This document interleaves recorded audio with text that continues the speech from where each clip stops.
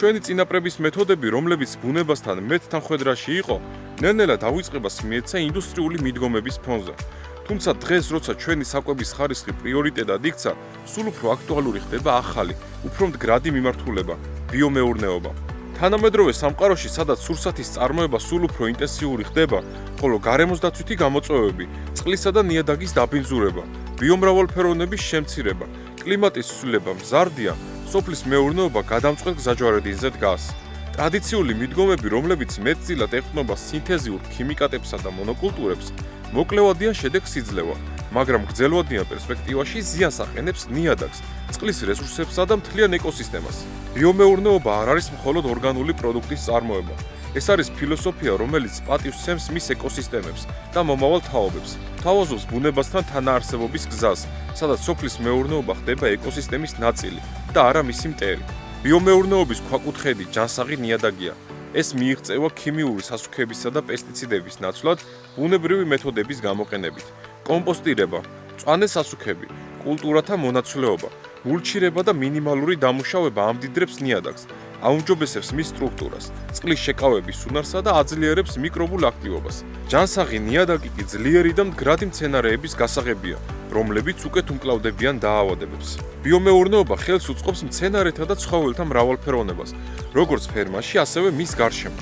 ეს მოიცავს სხვადასხვა სახის კულტურების დარგვას, სასარგებლო მწერების ჰაბიტატის შექმნას და ველური ფლორისა და ფაუნის შენარჩუნებას. მრავალფეროვნება ამცირებს მავნებლებისა და დაავადებების რისკს, ხელს უწყობს ეკოსისტემების ბალანსს და ზრდის ფერმის მდგრადობას გარე ფაქტორების მიმართ. ეს ქმნის თვითრეგულირებად სისტემას, სადაც ბუნება თავად აკონტროლებს პრობლემებს. ბიომეურნეობის უპირატესობები მრავალმხრივია და სდება მხოლოდ ფერმის საზღვრებს. ისინი ეხება მთელ საზოგადოებას და გარემოს. ბიომეურნეობა მნიშვნელოვნად ამცირებს ნიადაგისა და წყლის დაბინძურებას, რადგან არ გამოიყენება მავნე ქიმიკატები. ის ხელს უწყობს ბიომრავალფეროვნებას, სასარგებლო მწერების, ფრინველებისა და მიკროორგანიზმების მოზიდვით. გარდა ამისა, ორგანული მასალების გამოყენება ზრდის ნიადაგის ნახშირბადის შემცველობას, რაც ხელს უწყობს კლიმატცვლილებასთან ბრძოლას, ატმოსფეროდან ნახშირბადის შთანხმის გზით. მართალია, საწყისი ინვესტიცია და შრომა შეიძლება მეტი იყოს, მაგრამ გრძელვადიან პერსპექტივაში ბიომეურნეობა ამცირებს გარე რესურსებზე, ქიმიკატებზე და სინთეზიურ სასუქებზე დამოკიდებულებას, რაც ზოგავს ხარჯებს. ის აგრეთვე ზრდის ნიადაგის ნაყოფიერებას და უზრუნველყოფს პრემიუმ ფასს პროდუქციაზე. ნაკლები ქიმიური ნივთიერება სურსათსა და გარემოში ნიშნავს უფრო ჯანსაღ ეკოსისტემას და ჯანსაღ მოსახლეობას მთელი ქვეყნის მასშტაბით. ეს არის ინვესტიცია ერის ჯანმრთელობაში. ბიომეურნეობაზე გადასვლა ან არსებული მეურნეობის ოპტიმიზაცია მოითხოვს ცოდნას, დაგეგმვას და მოთმინებას. აუცილებელია ნიადაგის საფუძვლიანი ანალიზი, სწორი კულტურის შერჩევა, მავნებლებისა და დაავადებების ბუნებრივი კონტროლის მეთოდების შესწავლა და ბიოსერტიფიცირების რთული პროცესის გააზრება. სწორედ ამიტომ კომპეტენტური საკონსულტაციო მხარდაჭერა გადამწყვეტია ამ პროცესში. უშუალოდ დაგეგმვიდან განხორციელებამდე და შემდგომი განვითარების ეტაპებზე.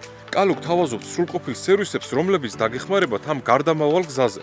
ნიადაგის კვლევიდან დაწყებული, ბიომეთოდების დანერგვითა და ბაზარზე თქვენი პროდუქციის პოზიციონირებით დასრულებული. ბიომეურნეობა ეს არ არის უბრალოდ ტრენდი, არამედ აუცილებლობა ჩვენი პლანეტის, ჩვენი ჯანმრთელობისა და მომავალი თაობების კეთილდღეობისთვის. ეს არის სტრატეგიული ინვესტიცია, რომელიც გვიბრუნებს ბუნებასთან დაკარგულ კავშირს და ქმნის ეკონომიკურად მომგებიან, ეკოლოგიურად სუფთა და სოციალურად პასუხისმგებლიან სოფლის მეურნეობას. დანერგეთ ბიომეურნეობის პრინციპები, შექმნით ჯანსაღი გარემო და აშენეთ მდგრადი მომავალი ნაბიჯ-ნაბიჯ, ბუნებასთან ერთად.